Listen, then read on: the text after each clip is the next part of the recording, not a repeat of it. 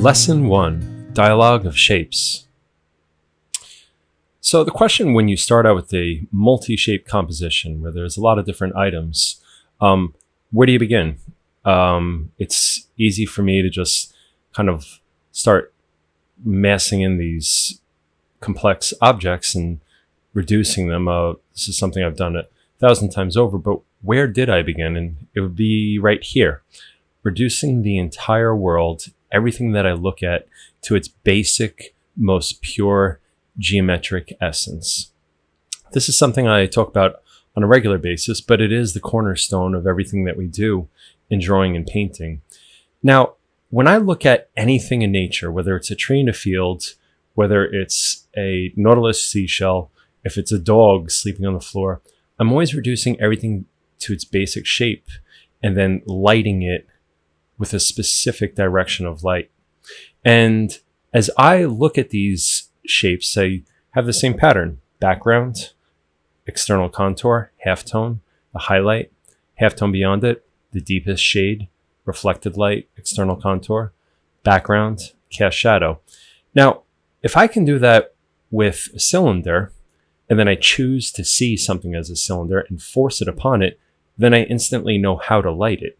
And I don't have to be kind of confused by the excess of information that might be in front of me, but instead I can choose to see what my understanding desires to see. So it's the exact same thing with a cone. It's the exact same thing with a cube. So if these are all the most basic ideas, a sphere, same patterns going across each one. Of course, there's different variations. Then we can start to spin the different objects and we can light them as we see fit. We can chop them up. And eventually we'll get to the place where we will do what's called compound shapes. Compound shapes is coming up with elements of each one of these. An example would be the cone turned upside down with the sphere on top. That is an ice cream cone. Very basic example. But now, as we're beginning to jump into the still life, we can ask ourselves, how can we best apply these basic ideas to the objects that we are standing in front of? And the answer is to be decisive. If there's any ambiguity, it's going to crush your progress. It's going to hinder it. So as we look at our objects, let's say, okay, the milk container, I'm going to slice the top, that little spout portion that kind of bends in. I'm going to slice that off and choose to see the whole thing as being one big cylinder. So if that whole entire thing is one big cylinder and I know how to light it, then I'm coming to nature with a predetermined set of ideas which I'm foisting upon nature. At first blush, that might seem like something that's possibly unartistic or something that would crush creativity or just like kind of a playfully inquisitive spirit. But I can assure you that when artists such as Cecilia Beau did this, and she had these magnificent paintings, I forget how wide they are, but I'm going to say they're 20 feet wide, magnificent paintings called The Horse Fair. And these horses are galloping across this open field and they're prancing and they're turning and their heads are turning. How could you ever get a horse to stay still for that? You might say, well, I could paint it from a photo. Well, if you don't have understanding, you still wouldn't be able to see all of those horses galloping. You need to have understanding that you bring. So I'm going to then say that the egg is nothing more than a sphere. So I'm intentionally just taking the shapes from before, not really doctoring them up any, because I want you to see how deliberate my decision making is and how really I'm actually not finessing these decisions a whole great amount, but I'm just forcing them into a relative area and I'm lighting it accordingly. Now moving on to the flower bag, I choose to see the flower bag as being a cube. And do you see the plane break where the front plane, the light plane, meets the dark plane, the plane on the right of it? I'm choosing to see the corner of the flower bag as that break in the plane. It's exaggerated, and that's the purpose of this. When we exaggerate, we can understand it with more clarity. So as I'm looking at the flower bag, I do want to actually spend a moment and think about what I don't want to see. So I don't want to see the interesting lettering on there. I don't want to see the symbol of the knight on horseback. I don't want to see the crinkly texture of the bag. The only thing I really want to see is the most basic ideas. This is light, this is dark, this is the outermost external contour. On the left side, this is the outermost on the right side. This is the bottom, this is the top. So you could say, well, the bag might start out cubical, but then as it goes up higher, it's all distorted. That's exactly the point. When you have at least a base to start with, then you can build on top of it. So pretend for a moment that the bag actually is chopped. We actually just chopped it right at the point in which it starts to get crinkled, and then we can change our game plan as we get up there. But suffice to say, a cube would be my recommended way of reducing this to its most basic geometric essence. Now, we may ask ourselves, how do we view that cast iron? It's kind of a hybrid between a cylinder and an upside down cone chopped. So let's do that. Let's flip a cone and let's chop it. And then after we chop it, let's choose to eliminate the portion of the cone that no longer serves our purposes. So in my own work, I'm doing this constantly, mentally. I'm actually foisting this upon a lot of things that I look at. And now I just slide it down into its spot. I'll play around with the different proportions. And again, this is a glimpse into my mind and the mind of many artists, professional artists who I know. This is how many of us conceive of shapes. This is how many of us conceive of forms. We are constantly in our mind shape-shifting. We're moving things, we're stretching things, we're skewing things, we're raising things, we're lowering things.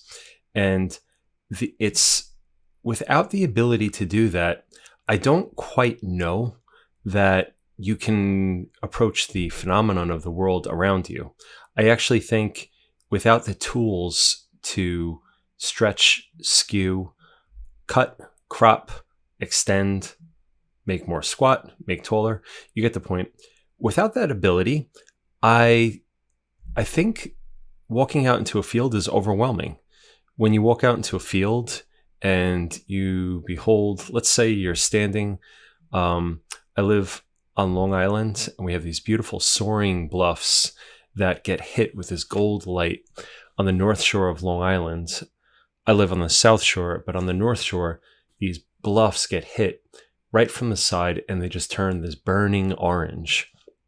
Now, when you're standing there, and there are people at the base of that sand bluff, you can easily get distracted by everything that's taking place.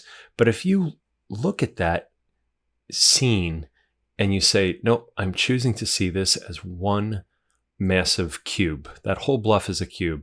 The people at the base of it are little cylinders, and the heads on top of those cylinders are just nothing more than spheres. I'm going to light them with the light source that I predetermine. It's coming from over there in the west.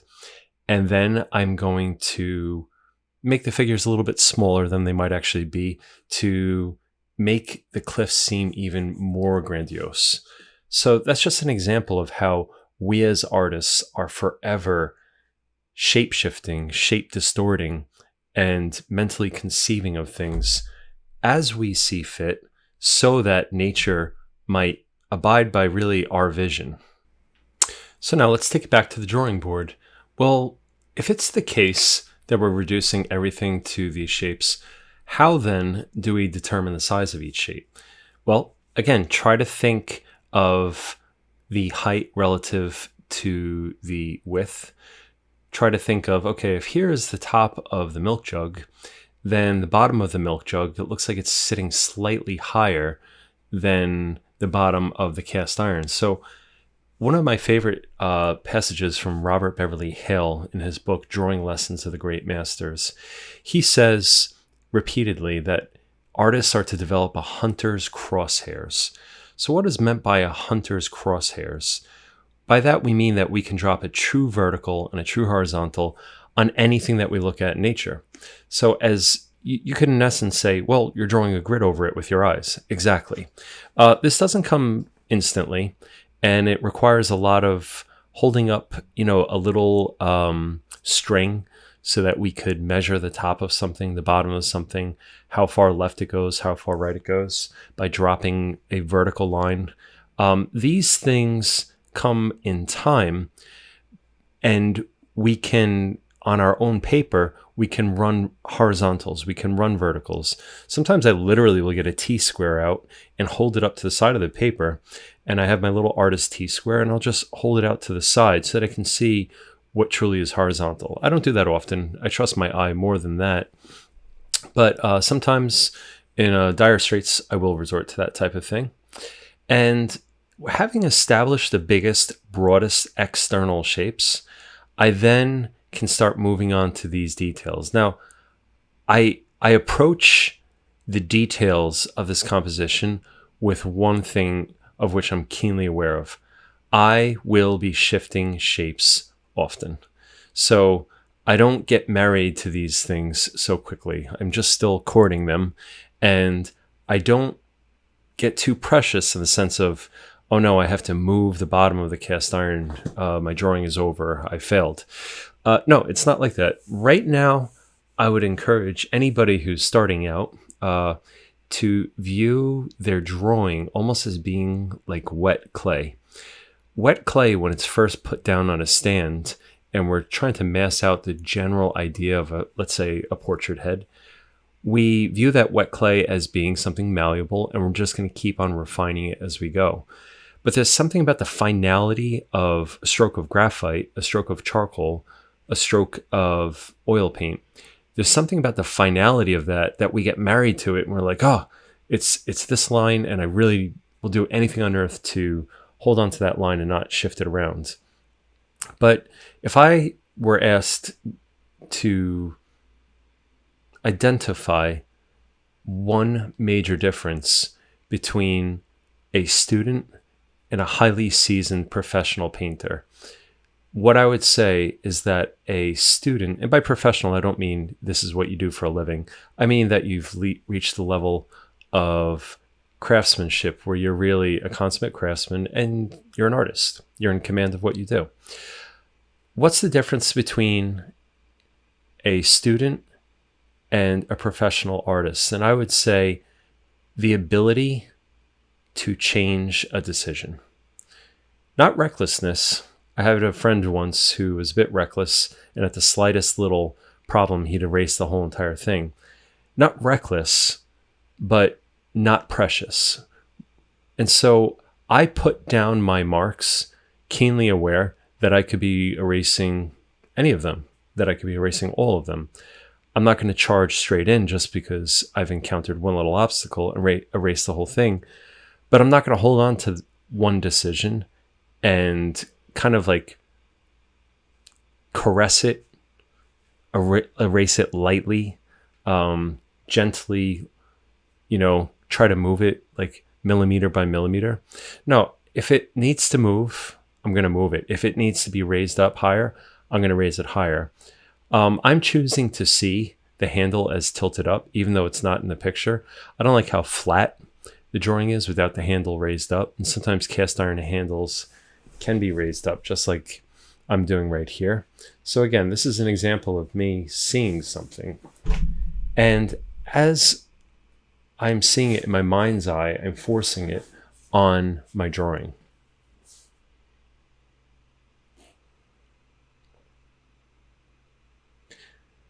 The measuring spoon in front, I'm conceiving of this as being a sphere chopped. And the axis of the sphere is kind of at a tilt because the measuring spoon is at a tilt. The top of the milk jug is really an upside down cone. I don't know if you can see that. And the upside down cone kind of disappears into the cylinder of the jug. So again, these are all ideas that I bring to my piece, and I just force it on the piece, even though the piece may not entirely be in accordance with what I'm choosing to see. The slats of the door behind, I'm not really going to put them where they are. I don't necessarily like where they sit, but I'm going to put them where I want them to be. That's my decision. And now I'm measuring the height to the width. I think the height is half the length of the width. And so I don't want the cast iron to be too squat. I don't want it to be too tall. I want it to be just perfect. My reason for this is simple. I like that cast iron shape. There are certain things I look at, let's say certain models of cars that come out. And forgive me if this sounds arrogant and smug, but I see certain models of cars hit the road and I look at them and I'm like, bad decision. They just should have made this a little bit more squat. They should have stretched that out a little bit more. And I understand that there are aerodynamics involved, but still there's something about cars of old. There's something about 1950s shapes up until the Saabs of the 1990s where the aesthetic of these shapes just thrills me. They're just so beautiful to look at. There's some cars rolling out in the year 2020 that are absolutely perfect. They're beautiful. But then there are some that just probably could have used a painter on site who had an aesthetic sensibility of what was beautiful and what wasn't. So as I'm working on this still life, I'm actually looking at that cast iron shape and I'm thinking to myself, whatever I draw is not going to be as good looking as that cast iron. That cast iron is just cool. It just has this great shape to it. It's absolutely perfect. That cast iron is a lot like, for me, an old Chevy truck with a beautiful fenders on the side of it. There's something about the curvilinear, the rounds of it, that's just really pleasing to look at. So I will go out of my way to be sure that I get exactly what I'm looking at and that I really just enjoy the rhythms of this object. So I've kind of masked in all of my biggest, broadest shapes. I'm not done, but I'm pleased with how they speak to each other. I'm looking at the negative space in between the positive spaces. I'm looking at how that flour bag kind of wraps its arm around the milk jug. I like how the eggs are almost like little kids at the base of mom and dad's feet or something like that. I know it sounds silly, but a lot of my friends who are poets agree with me that you have to see objects as having character, as having form. And so it's time to start massing in. I grab my graphite shavings off of my sanding block and I just start smudging. And you could say, well, why don't you just hatch it in with a pencil? Because it takes too long. And I prefer to just mass it in quick and just get a base idea so that I can see the biggest, broadest shapes as quickly as possible. And I'd encourage you to do the same. If you don't like getting your hands dirty, maybe this video isn't the right video for you. But if you like putting your hands into the graphite, it's completely safe. And just make big, broad decisions and then look at the implications once you mass it in quickly. In case you can't tell, I really enjoy this stage.